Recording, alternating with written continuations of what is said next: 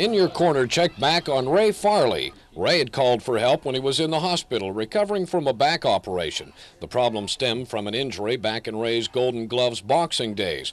Ray was informed that the water and the gas were going to be shut off at the house he rents. When I put up my deposit and went down there, I put it up. I paid the people that lived here before owed a big water bill. Well, they said I had to pay that before I could have my water turned on. Well, it took the money out of my own pocket that I was going to put up to pay that. All right, then I had to go borrow the money from some friend of mine to put it up for myself. Then within a period of 5 to 6 months, I had never received the bill until the time that I called you and told you that it had been cut off. I see. Now, why did they want you to pay somebody else's bill? Because they said that I'm living there now. Ray is 48 years old and is unable to work after 5 stomach operations, his back operation, and now heart problems. Well, I contacted the Neighbor for Neighbor organization and found that Dorothy Fields had already helped with Ray's water bill, so it would be kept on. She was also able to help with the gas bill. Medical expenses over and above Ray's Medicare, welfare, and Social Security put Ray in a bind. There was nothing he could do while in the hospital. When he came home, In Your Corner received some help from the business community. A well-known chain of food stores and some of its employees contributed several bags of groceries to help Ray get by until he gets caught up in his bills. Because of Ray's heart problems and stomach condition, he's on a special diet. So the grocery store offered low-salt but nutritious foods to help the 48-year-old Ray Farley get his health back and perhaps gain some weight. I don't know how to say thank you, but God bless you in every way. Well, thank you. We're glad to help. Well, Ray told us today he's still having problems after his back operation, complicated by heart problems, and may have to go back in the hospital. So we'll be checking back to see if Ray needs more help, and we thank the grocery store, which remained anonymous, for their generosity.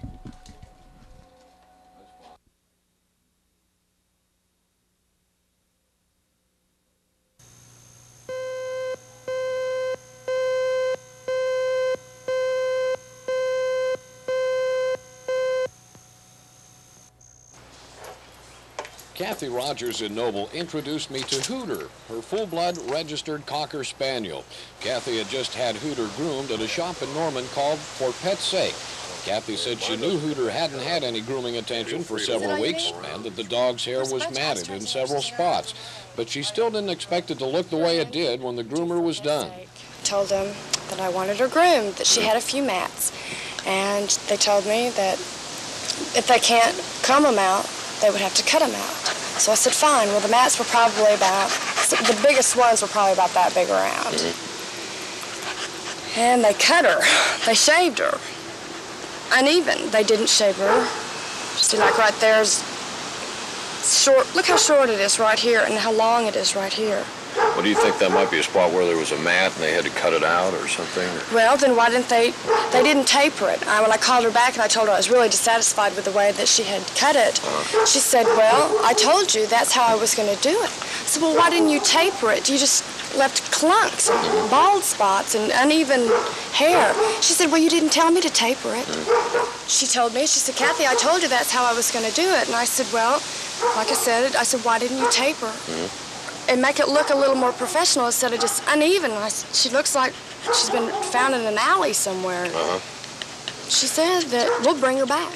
Yeah. And I told her I'd rather not because I didn't want her to come out worse than she already looked. Yeah. So she got pretty upset with me and ended up hanging up on me. Kathy said she paid $19.50 for the grooming, but the shop would not refund the money. The shop did offer to have the dog brought back again. I went to For Pet's Sake to talk with Linda, the owner. She told me what she told Kathy. I called her back and I told her that we were going to have to shave in here because when you start taking scissors in here, you cut this little web of skin. You take a real big chance in cutting that little web of skin and hurting the dog. And I told her that I didn't want to hurt the dog. She was welcome to come pick it up if she didn't want us to do it, which is just fine with me. I don't like going through scenes like that with what I had with her. So she ended up saying, well, do whatever you have to do. And I said, do you understand that your dog is going to be real badly gapped? And it was. It was badly. It was real badly gapped. All this back here had to come off, but it was mats like this. It's not going to come out. Anyway, so So her whole solution was, okay, do what you have to do. So I did, and I got the front part out, and it looked real good. I thought it looked real good. For as badly matted as that dog was, I thought she'd be real happy with it. She called me back the next day, just mad on a wet hen. And I said, well, you know, if you brush the dog and take care of it, not bring it in like that, things like that wouldn't happen. But I called you, and you told me it was fine to do it. The assistant groomer talked to her, and I talked to her. Linda says she thinks any groomer in town would look at Hooter and say that was a good job. She said she wouldn't refund the money because she had done a lot of work, including cutting the mats out of the ears. But Linda did make one offer to Kathy. She's welcome to bring it back in. If I can do anything about it, I certainly will. I don't like somebody going away here mad. Well, I checked back with Kathy, and she decided not to accept that offer. I also checked with another grooming shop, one in Oklahoma City, and with a doctor at an animal hospital. Both said it is difficult to groom a dog with matted hair. But they said with experience and proper equipment, a dog should not come out with any cuts. But sometimes they say it does happen.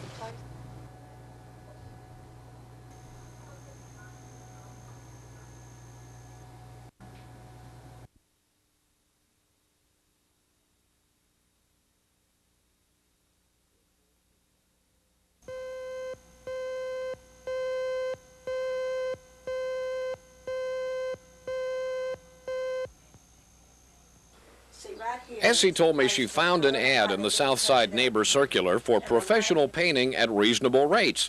She and her husband are retired and on fixed incomes, so they needed a reasonable rate to have the inside of the house painted. They hired Scott and Kay Brazier. They said we will charge $25 a room and said the rest of the money will go on the paint. You know, the expenses. I mean, said we will charge you $25 a room, we will furnish the paint. But said we will do all 5 rooms, and said if you will, for $190. Soon after the job started, difficulties arose. Essie said the pair painted a room and a half and then quit. And he called me over there and he said I had a contractor come out and said he told us that we were crazy to do this house for $200. I said, but you signed the contract. It was your own contract. It was your own doings. It was your own bid. He said, well, we're going to leave. Essie said she wanted at least half of her money refunded because she didn't want them back in the house. So you can see what was going on. My grandson came in, well, he just come in that kind of watch, you know. And she met him over there, and she said, oh, man, I feel better now because I went in and took a shower to cool off. Can you imagine? She took a shower here in my house. Well, I paid a visit to the Brazers' home and talked with Scott's father. He said Scott had told him all the paint he bought soaked in too much and that Essie wouldn't buy him anymore. Well, Essie said the paint was included in the contract and she expected the professionals to know how much paint it would take. By phone, Scott told me he would try to work something out with Essie and call me back. Well, nothing was worked out, but the latest word is that the Brazers did try to contact Essie and missed her. Scott's father reportedly told Essie he had given them $100 to refund to her. Well, they missed her twice, and now they are missing, along with their clothes and the $100. Essie had threatened to take them to court if they didn't make a partial refund by Saturday afternoon, but now they are gone, and unfortunately, so is Essie's money. On another subject, In Your Corner was recently contacted by Dick Miller of South Stoltz in Oklahoma City, who had seen several In Your Corner reports involving the repair of wheelchairs. Well, Dick said he wanted to help out by making a donation or two. Well, I was over in Norman. I was talking to Mike and Steve at Gundecker Realty, and I bought some stoves and things from them. And in the back room, they had these 3 wheelchairs, these 2 and another one I got in the back. Yeah. And so I called Mike back, and I called Steve back. Steve says, well, they belong to Mike. So I talked to Mike, and Mike says, well, no, if you're gonna give them to somebody, he says, I'll just donate them to you. So I think Mike and him over at Gundecker is super. Yeah. Of course, Mike's in a wheelchair, and I think that he bought these maybe as in the past, you know. Yeah. So it worked out good for everybody. So you just decided to give them away to somebody that. Well, I've been listening to you, Brad. You know that one guy that had a heck of a problem finding him a wheelchair, and I just thought about it, you know, and I thought, well, I'll just get them and bring them to you. Well, I sure appreciate it. I thank you very much. You're quite welcome, Brad. Well, the two wheelchairs are in very good condition, and we're looking for someone in need of a chair. However, there are some limitations. The blue chair is very large, and because the wheels are set back, it has to be pushed by a second person. It's a combination stretcher, lounge chair, and because it reclines, can be an examination table. But because of its size, it is mainly suitable for a rest home or hospital. The yellow chair can be propelled by the person in the chair. It also reclines and is somewhat smaller. It could be used in a private home, however, neither is portable.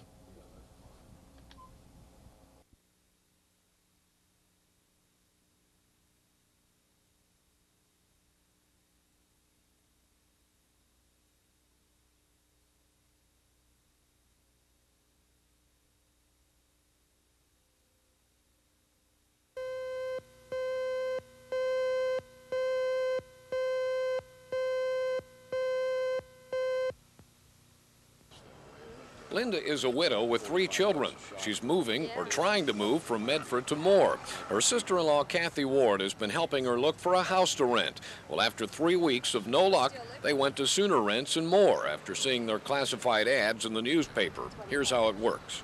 They ask you exactly what you're looking for. We told them that we were looking for a house in Moore Schools and the price range we were looking for.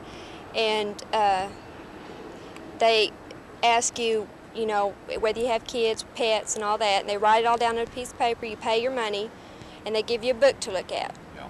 So they gave us the book and gave us a piece of paper to write the list on of what we found, so we went over and sat down and looked through the book, and there was nothing in there, rented or not, that was in our price range.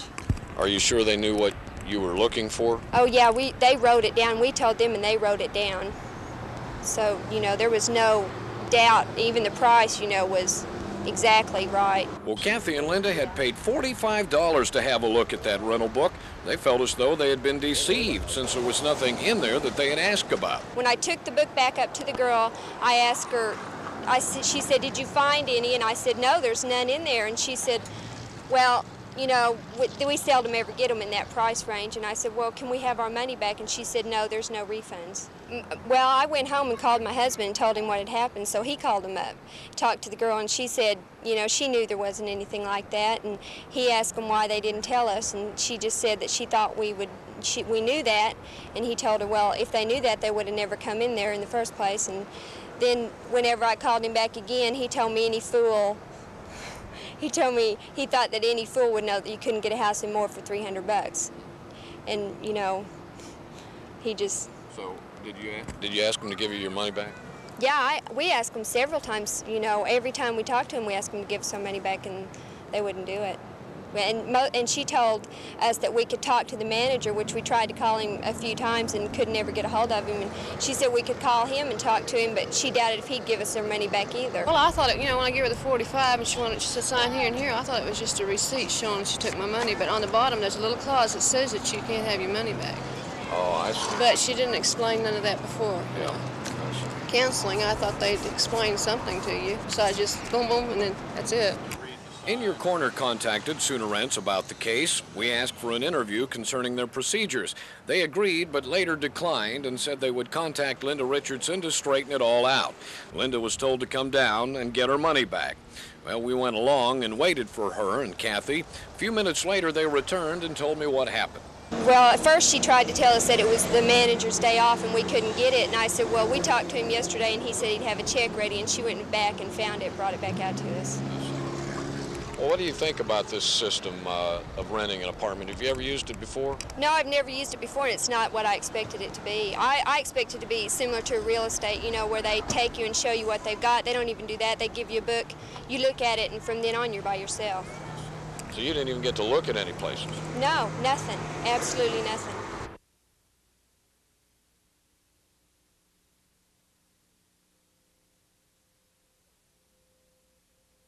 You don't have a voice. Okay, that brings up an interesting...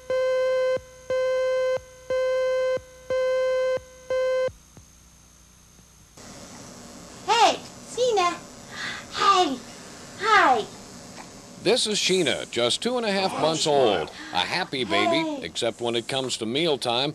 Then she has some problems, some allergy problems, so her doctor says. She broke out severely in the face, in the bottom, and kind of like a rash, a real heavy diaper rash or whatever. And with the rice, she vomited continuously. We just couldn't keep it down or anything after that, after she'd eaten the cereal. So that's the main symptoms there. Now, there could be more. She hasn't shown any. She can eat the vegetables so far pretty well, but it's the oatmeal and the rice that she definitely cannot take. So Philip and Cindy have been beating the bushes hunting for something Sheena won't be allergic to, but they've had little luck finding barley, corn, and wheat cereals. He had suggested a certain brand and a certain kind of the brand. When we went to try and find it, found out that either no one knew of it or couldn't get it for us. So we definitely have had trouble trying to find it. How did you do it? Just supermarket to supermarket, something like that? We tried that for a little while, found out it was too expensive with gas, so we came home and got on the phone and went down the list, strictly in Yellow Pages. And they didn't seem to be able to help us at all. So we're getting a little desperate. We want to find something for her that she can eat. While the Clauses have been searching for the prescribed baby foods, Philip has also been beating the bushes looking for a new job. He says everything hits at once. They find the baby has a food allergy, and Philip learned yesterday he was being laid off from his job at Gulfstream in a cutback. Well, to help out the Clauses, In Your Corner began looking for baby food that wouldn't cause an allergic reaction. We found the local Heinz food representative who told us he would order a case of Heinz barley cereal from Fort Worth, have it shipped up here, and donate it to the Clauses. Oh, we tried her on the first cereal that the doctor had suggested, and she...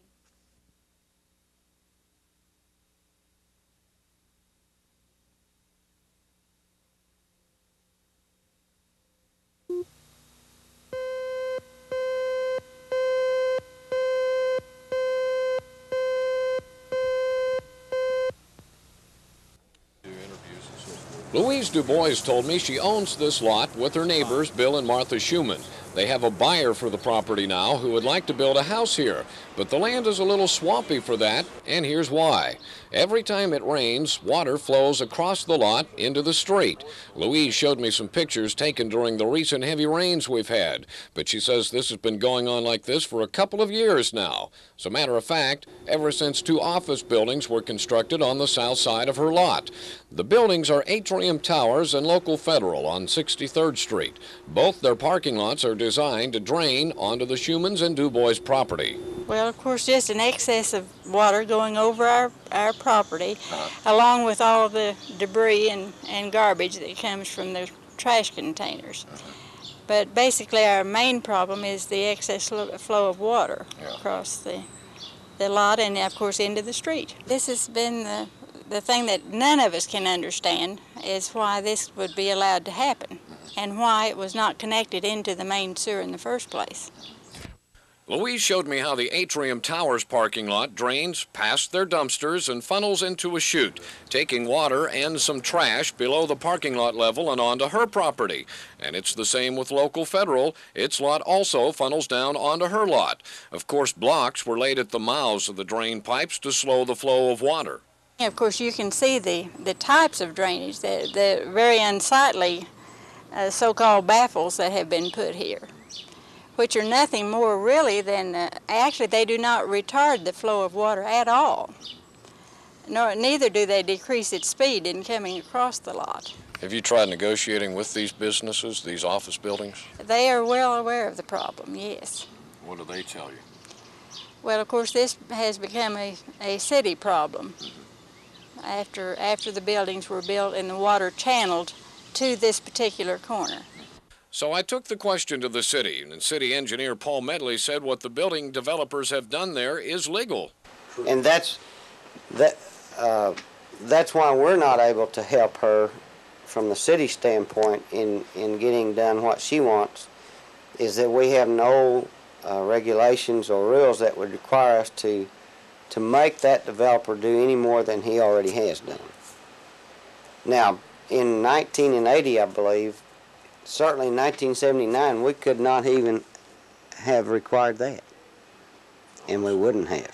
Medley Because says that he believes the little ditch baffles at does the opening of the exist drain out pipe there. slow the water They would have more been than when the required parking to lots were not either even there. self-discharge And he at says their there is no property storm line, sewer that the buildings which can is drain the into. detention, So can in the my buildings view, just drain onto a that neighboring lot? They could, if the property next to your house is zoned for that purpose, and if you have a natural stream that passes by or onto or through your yard, yes, sir, they could do that. But the Dubois and Schumans point to the city codes on flood control, part of which states the purpose is to prevent encroachment of buildings or improvements on natural drainage channels and to prevent pollution of the channels. They think the trash from the Atrium Tower's dumpsters, which flows with the water, is pollution. So the city's stand is that this is a natural low-lying area, and even before these buildings were here, water rolled down the hillsides onto this property. However, before these buildings were here, there was grass and soil up there to soak up and slow down the flow of water. Now there's several acres of asphalt up there. Let's face it, asphalt soaks up very little water, so it all rolls off the parking lots, down these drains and across the property, out into the street, along with debris. Atrium Towers and local federal officials both tell us that they have already spent quite a bit of money trying to control the flow of water, but they'll still listen to any discussion of a solution to the problem. And Atrium Towers officials told us they would collect any of their trash that runs down onto the property below.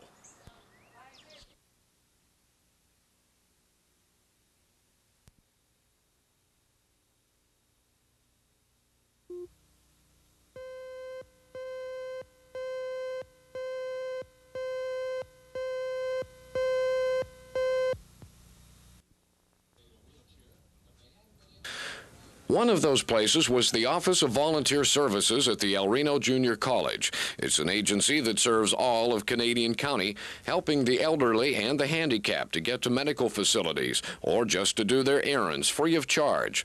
The office received some federal aid and had been able to buy a van equipped to carry a wheelchair, but they had not been able to purchase a wheelchair, so we donated one to them. In Your Corner also heard a call for help from the Title IV Indian Education Project for the Oklahoma Public Schools.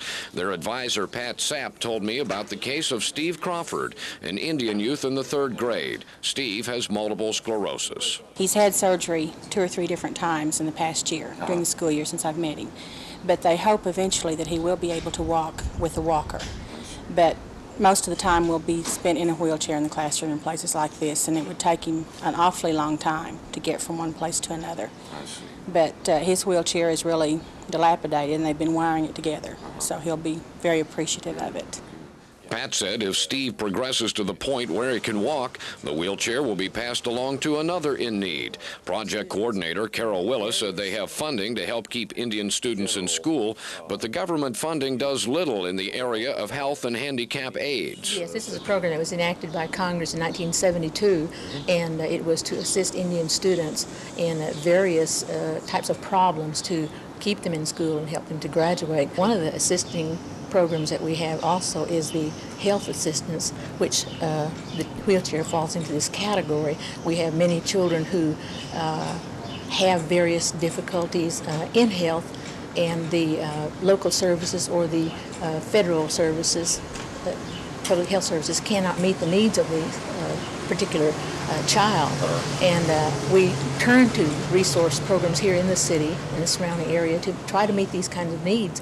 And this is where Mrs. Sapp and young Steve has a particular problem, and the wheelchair becomes a necessity to one child. The services in the city do not provide these kinds of services always. But this is our way of assisting the child to remain in school by providing the kind of assistance, specific or unique assistance, that is needed. Steve was unable to be with us because of his surgery, but In Your Corner will look in on him when he starts back to school to see how the new wheelchair works out.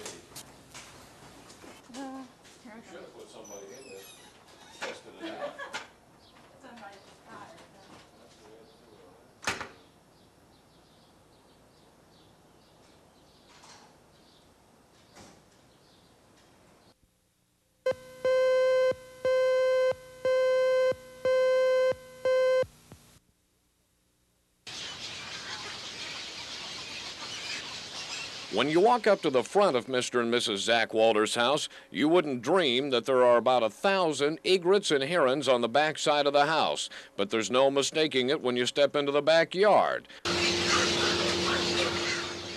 sound, the smell, and the sight makes you think you stepped into a different world. As a matter of fact, the Walters were away on vacation when the migrating birds decided to nest here. When they came home from vacation, they couldn't believe it. That was a couple of months ago. Now the Walters like birds, but they've had about all they can stand. Well, the odor, for one thing, is pretty strong. I noticed. The damage they're doing to the trees. Our outdoor furniture, we've had to completely just move out. It's ruined. And the yard is covered with not just the droppings, but all the feathers and just general litter from the birds. And we've had some dead birds that we've had to dispose of in the backyard, in the immediate backyard. And then in the wooded area, we can see them back there too, along with hundreds of eggs that didn't hatch, that were just knocked out of the nest. And that is a potential problem as I see it.